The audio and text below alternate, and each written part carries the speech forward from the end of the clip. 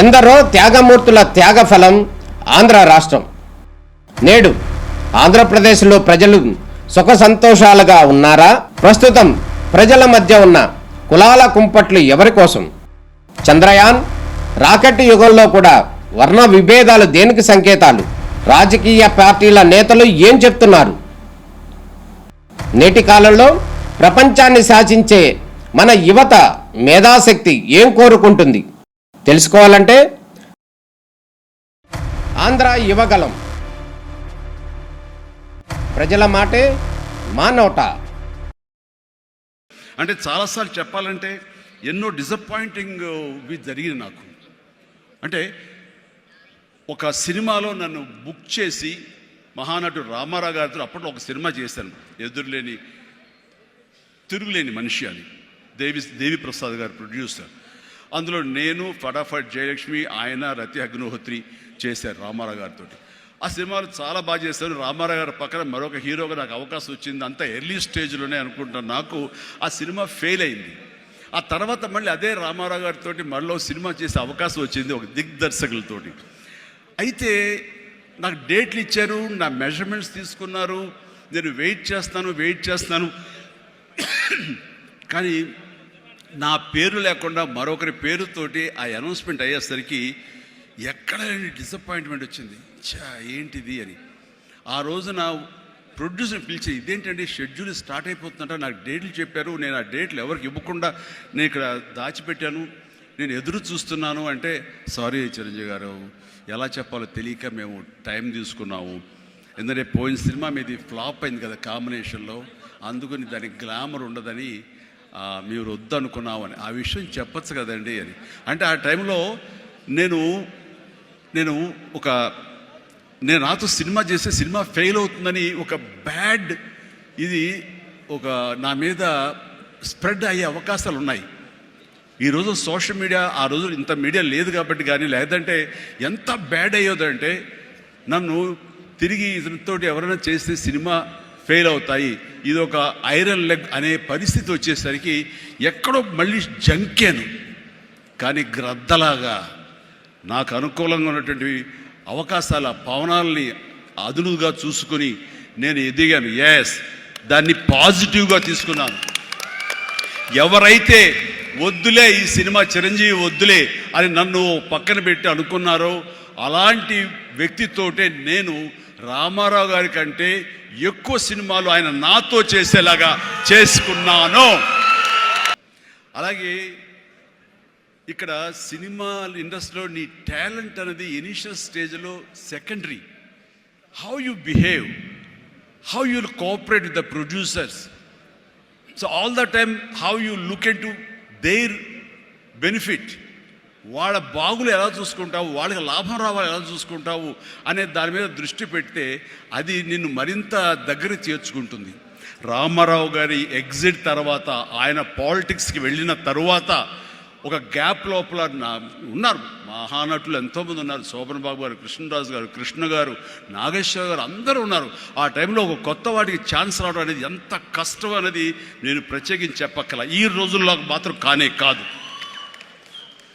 ఆ రోజుల్లో ఏంటి అంటే నా టాలెంట్ ఉంది కదా అని అనుకుంటే కుదరదు బాబు. నీ బిహేవియర్ కూడా దానికి అడిషనల్గా యాడ్ అవ్వాలి. మనం కొంచెం ఏంటంట అని అన్నామనుకోండి, అబ్బో వీడితో ఎక్కడ పడుతున్నా బాబు, వద్దురే బాబు, ఆల్టర్నేటివ్ చూడండిరా అనేలాగా వాళ్ళ మైండ్ సెట్ ఉంటుంది. మనలాంటి నటులు ఎంతోమంది ఉంటారు. బట్ వాళ్ళలో మనం బెస్ట్ ఆప్షన్ అంటే అపార్ట్ ఫ్రమ్ అవర్ హిస్టానిక్ టాలెంట్స్, మనకున్న నైపుణ్యం కంటే కూడా మన వ్యక్తిత్వం కూడా అక్కడ చాలా చాలా ప్రధానమైన పాత్ర వహిస్తుంది. అలాంటి వ్యక్తిత్వాన్ని నమ్ముకుని వాళ్ళ ఆఫీసులకు వెళ్ళి కూర్చుని వాళ్ళతో సత్సంబంధాలు ఏర్పరచుకొని మీలో ఒకడిని అంటూ వాళ్ళకి ఆ నమ్మకం కలిగించి పెట్టి అలా ముందుకు వెళ్తుండేవాడిని. ఎలాగో ఎవాల్వ్ అయ్యాను అంటే, నన్ను ఇండస్ట్రీ నాకు చేయూతనిచ్చి ఇండస్ట్రీ నన్ను పైకి ఎదిగేలా చేసింది అనే దానికంటే, నన్ను ప్రేక్షకులు ఫస్ట్ వాళ్ళను గుర్తించారు. ఇండస్ట్రీ గుర్తించలేదు, ప్రేక్షకులు గుర్తించారు, ప్రేక్షకులు చేయూతనిచ్చారు. అందుకనే ప్రేక్షకుల పట్ల నాకు ఎప్పుడూ కృతజ్ఞత ఉంటుంది.